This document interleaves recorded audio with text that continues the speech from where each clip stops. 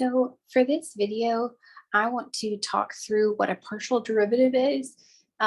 Before we get started, let's just remind ourselves about what the derivative represents in general.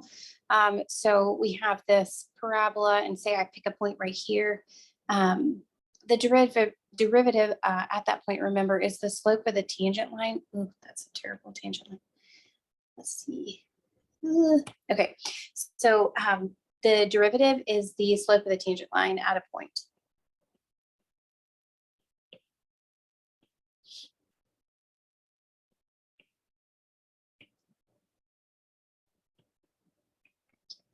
Okay, and so how can this idea be applied to functions with more than one variable? This the slope of a tangent plane.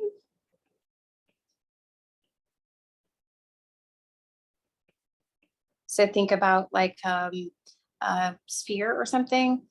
So you would have like a piece of paper or something that like touches your sphere at one spot.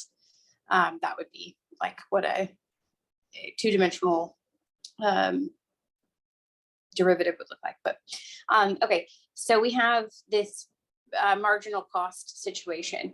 So and like this idea up here is messy. So let's think about it with a thing that we know. So marginal cost, we have this function c of x is 5,000 plus 125x for producing 32 gigabyte tablets. We want to find the marginal cost at x equals 50 and interpret that. So the marginal cost, remember, we want a derivative. So c prime is 125. So c prime of 50 is still 125. So remember the marginal cost, the cost of producing the 51st tablet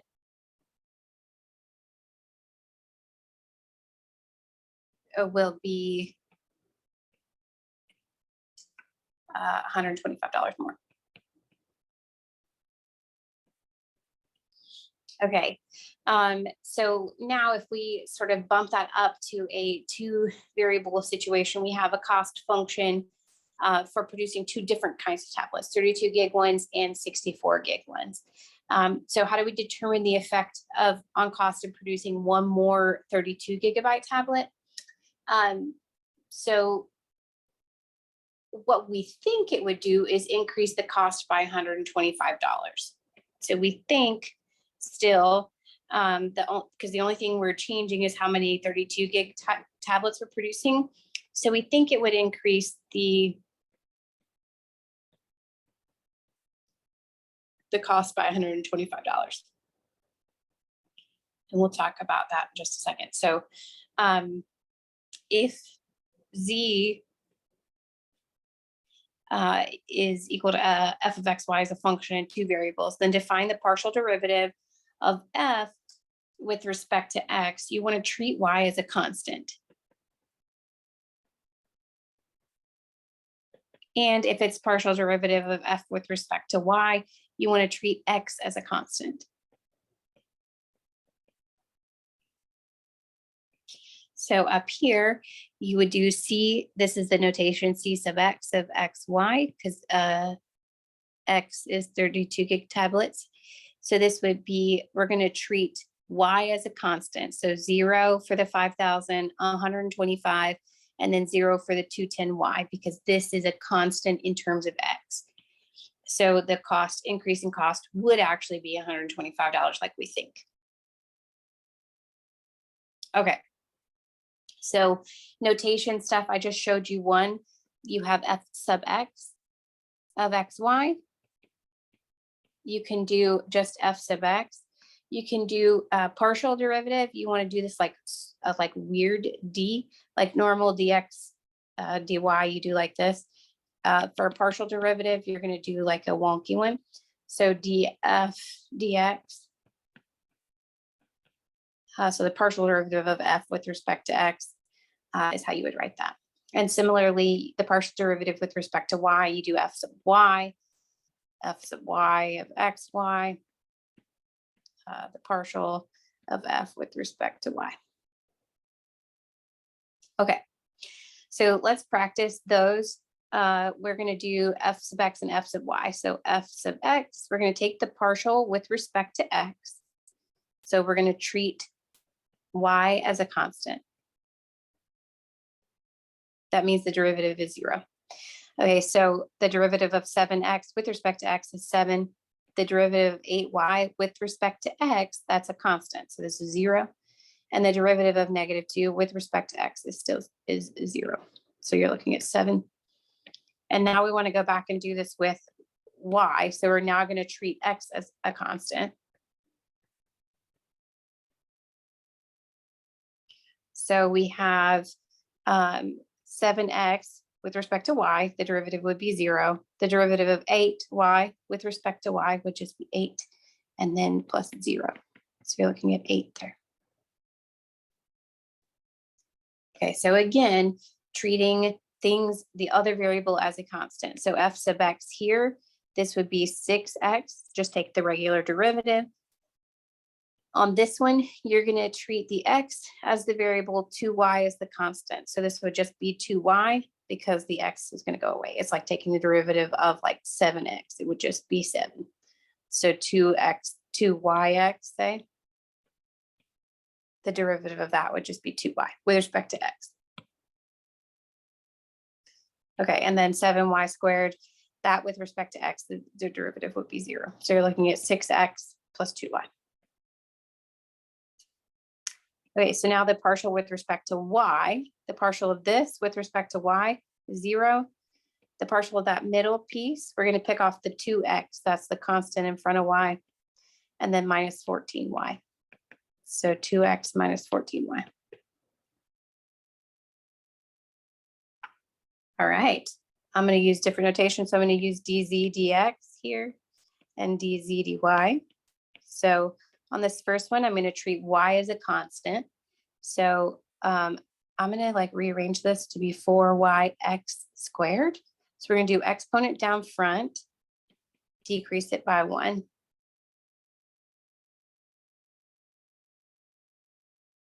And then on this one again, I'm going to write this as 5y squared x. So the derivative would just be 5y squared because this whole thing is a constant sitting in front of x. All right, so simplifying that, I have 8xy minus 5y squared. Okay. Now for dz dy, so this is a y to the first power. So the derivative of that is just going to be that constant, the coefficient in front of it. And then on this one, I'm going to do exponent down front. So minus 10xy, decrease it by 1.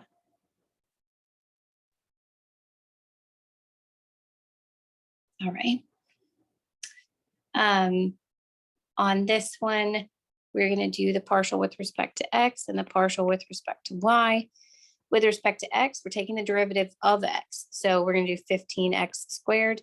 This guy, in terms of x, the derivative is going to be 0. So just 15x squared.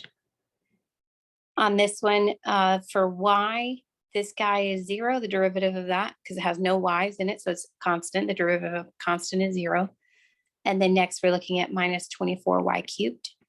So just negative 24y cubed.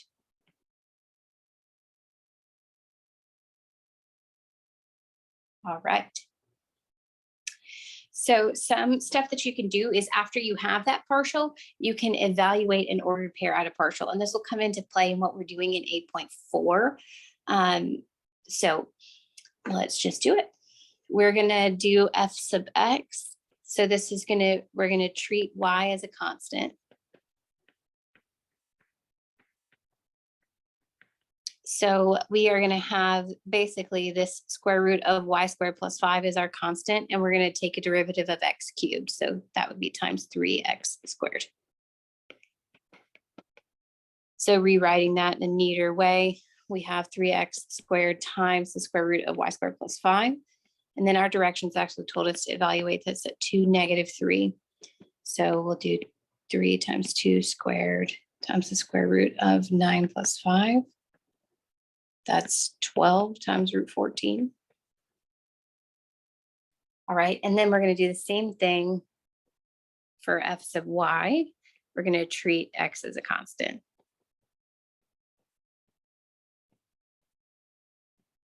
So we have f sub y, the x cubed just hanging out. We're going to do exponent down front, decrease it by 1 times the derivative of what's inside. Okay, so that's kind of messy, but if we try to simplify, we have 2x cubed y over 2 times the square root of y squared plus 5. So just x cubed y over the square root of y squared plus 5. And we're evaluating that at 2, -3 as well. So 2 cubed times -3 over the square root of 9 plus 5 is 14. So -24 over the square root of 14. Oof. All right. On this one, let's do f sub x over here. So again, we're going to treat y as a constant. So let's see, 4e to the u du, so e to the x minus y times 1. The derivative of, the derivative of x minus y in terms of x is just 1. And we're trying to find this of 2, -3. So we have 4 times e to the 2 minus -3. So this is 4e to the 5th. And if we do f sub y, we have 4e to the x minus y times -1, because the derivative of this with respect to y is -1, e to the u du. And then we want to do f sub y at 2, -3. So we have -4, combining these two, times e to the 2 minus -3. So -4 e to the 5th.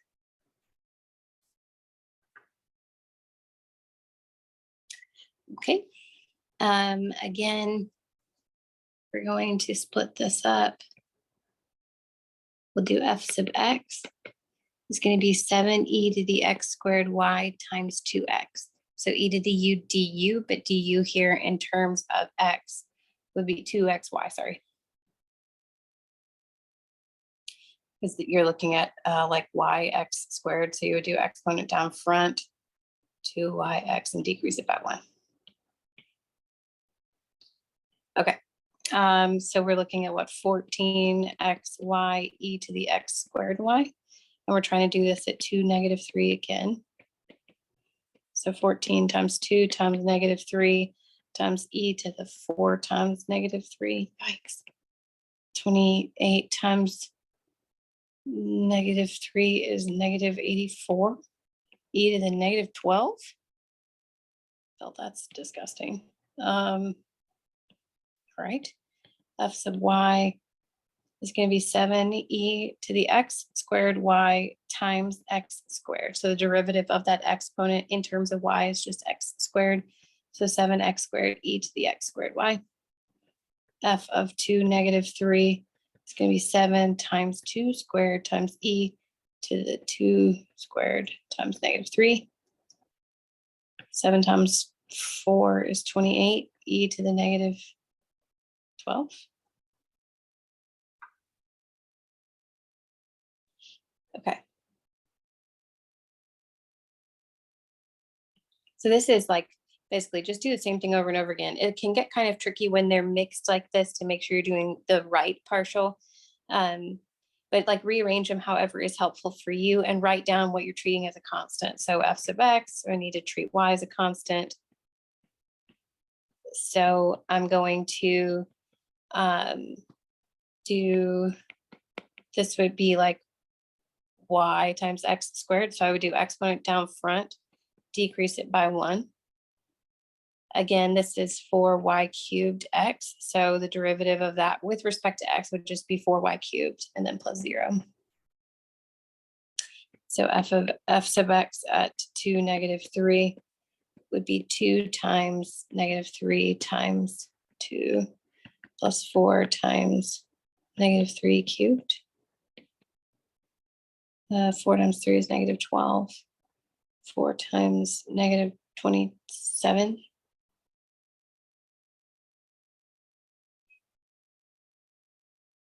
Wait, what? Is that cubed?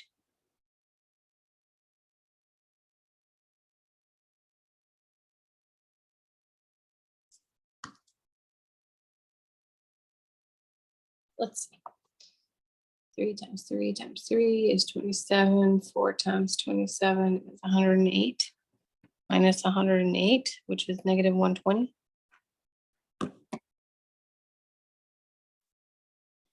Okay, and then f sub y, we're going to treat x as a constant.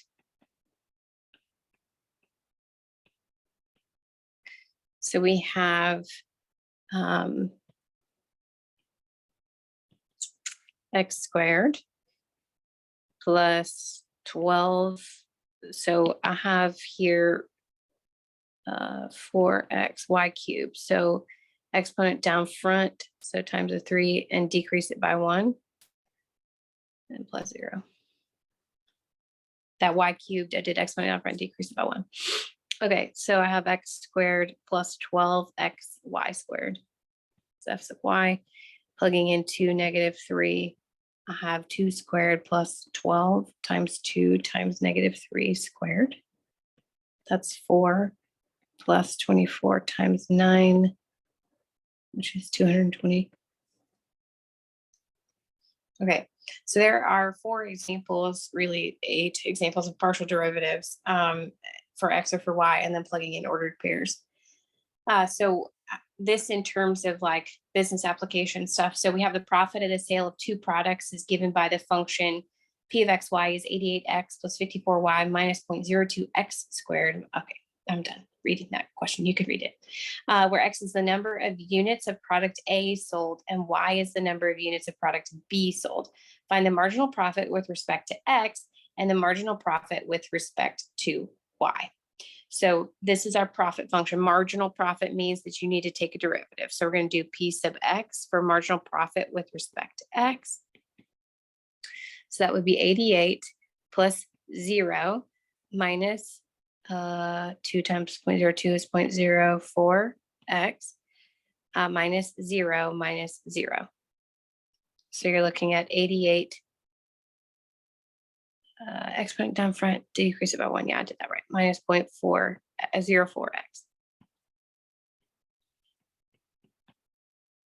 All right. I should have written the function down here without any sort of stuff around it. So p of xy is 88x plus 54y minus 0.02x squared minus 0.015y squared minus 68. Okay, and then we're going to do p sub y. So we would have 0, 54, 0, 0.03y, just that, plus 0. So p sub y is 54 minus 0.03y.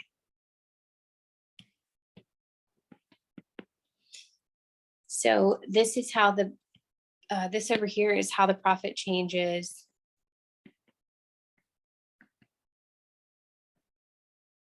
for each increase. If X is increased or product A is increased by 1 unit.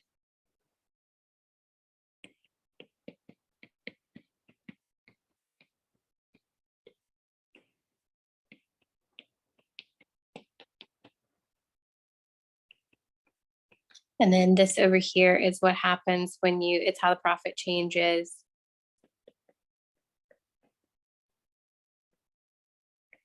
for each increase in, for each increase of 1, and that's a horrible way to read, to say that, how the profit changes when Y is increased by 1.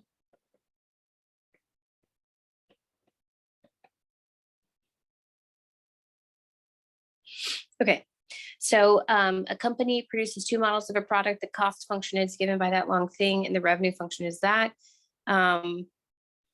where you have model A and model B again. Profit function in general, remember profit is going to be revenue minus cost. So we're going to have 20x plus 15y minus everything here. So everything needs to change sign. So minus x squared plus 2xy minus 2y squared minus 4x minus 3y minus 8.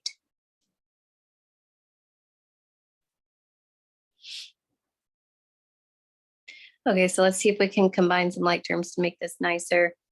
20x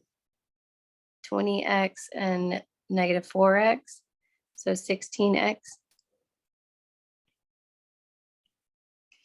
And then 15y, negative 3y, so plus 12y.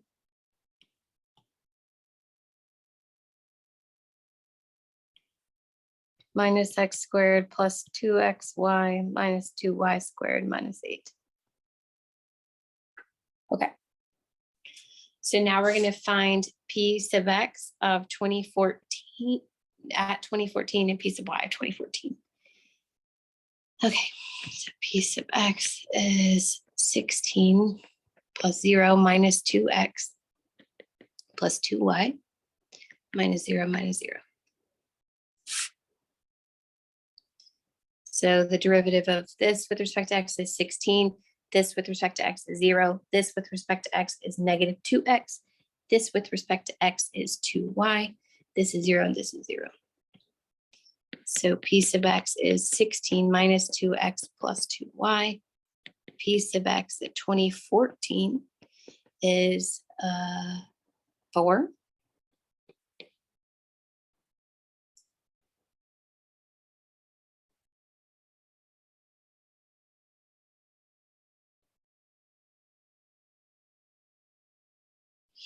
So remember, this is p sub x. So to produce the 21st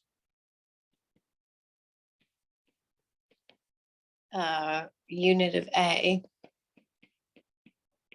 will increase the profit by $4.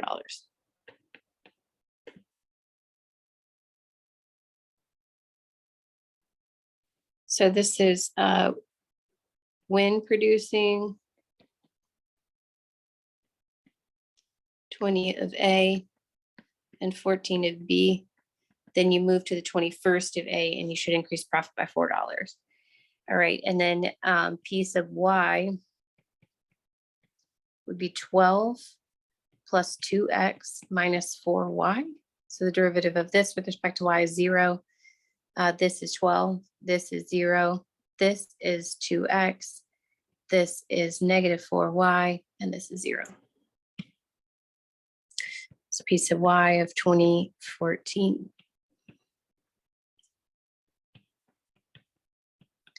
equals, when you plug this in, I got negative 4.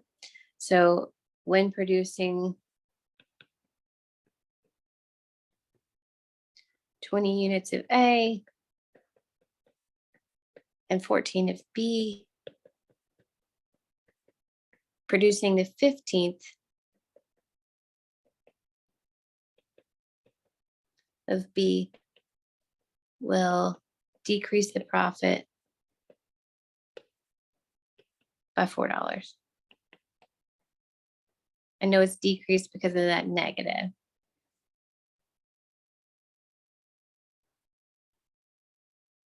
Okay. So now we have a firm that produces and sells X units for product A and Y units for product B. Revenue and costs are given. Find those things and interpret. I'm not going to do them. This and the interpretation would be the same. So that's not a super good question to work through again. And this is a miss. Okay, so let's try number 12. So we have the number of units of a product that are manufactured by a company is given by this function in terms of L and K, where L is the units of labor and K is the units of capital. Find the marginal productivity of labor and the marginal productivity of capital if the company is currently utilizing 27 units of labor and 46 units of capital. So we want to know P sub L of 2764. And we want to know P sub K of 2764.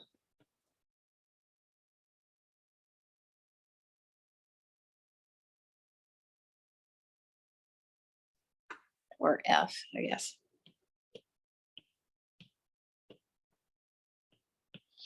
All right, so F sub L is going to be exponent down front, decrease it by 1.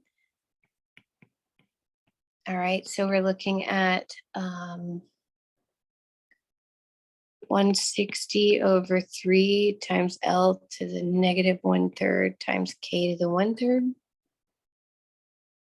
And F sub L of 2764 is 71.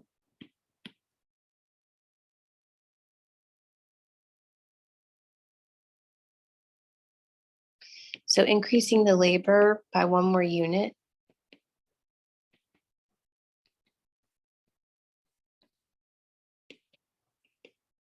The 28th unit of labor.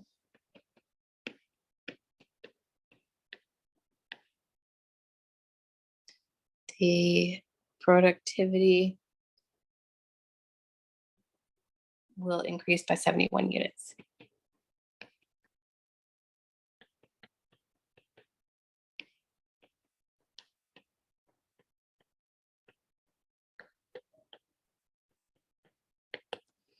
All right. And then on this side, we have something similar that's going to go on. So F sub K is going to be 80 times 1/3 times L to the 2/3 times K to the negative 2/3. So you're looking at 80 over 3, L to the 2/3, K to the negative 2/3. So F sub K of 2764 is 15 or something.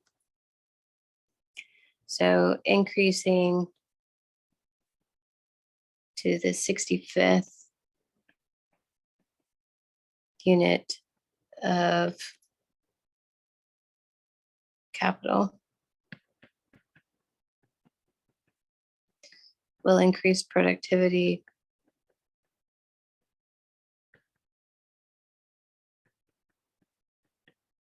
by 15 units.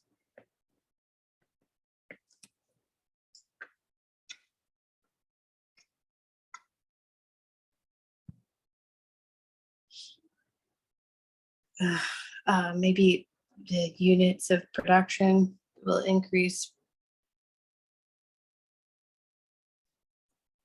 production by 15 units.